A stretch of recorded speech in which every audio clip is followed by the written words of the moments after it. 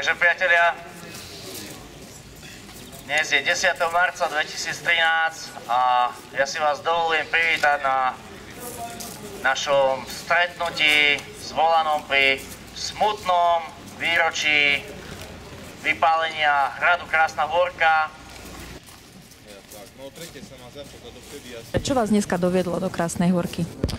Jednoznačne to smutné výročie vypálenia hradu cigánskymi extrémistami a prišli sme sem, ako som povedal, preto, aby sa na toto výročie a tento možno nie úmyselný, ale veľmi nešťastný čin nezabudlo. A hlavne, aby ľudia nezabudli pripomínať vláde, že je najvyšší čas začať efektívne cigánsku otázku riešiť. A ako ste spokojní s účasťou?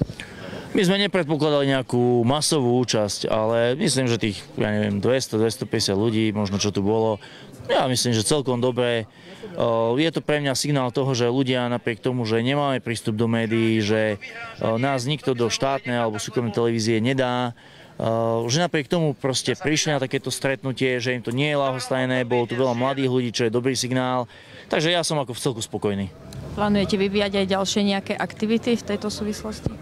Určite áno, my riešime paralelne povedzme s tou otázkou hradu, riešime otázku nelegálnej cigánskej osady pri obci Krásnohorské Podhradie. V tejto veci sme momentálne dosiahli isté úspechy, kde okresný súd v Rožňave vydal na náš podnet predbežné opatrenie, ktorým zakázal manipulovať s pozemkami pod osadou.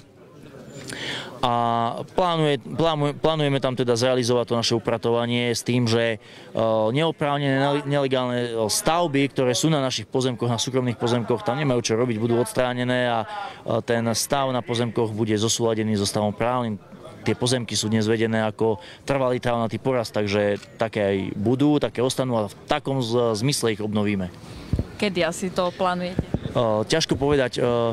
Nebudem sľubovať, že to bude o mesiac, o 2 mesiace. Momentálne čakáme na rozhodnutie súdu v Rožňave ohľadom protiprávnych prevodov podielov pozemkov. A keď túto vec doriešime, tak pôjdeme ďalej. Ale my vieme, čo je našim cieľom. Či to bude trvať pol roka, rok, 2 roky, to v podstate nie je dôležité. Je dôležité to, že raz k tomu naplneniu zákona príde určite.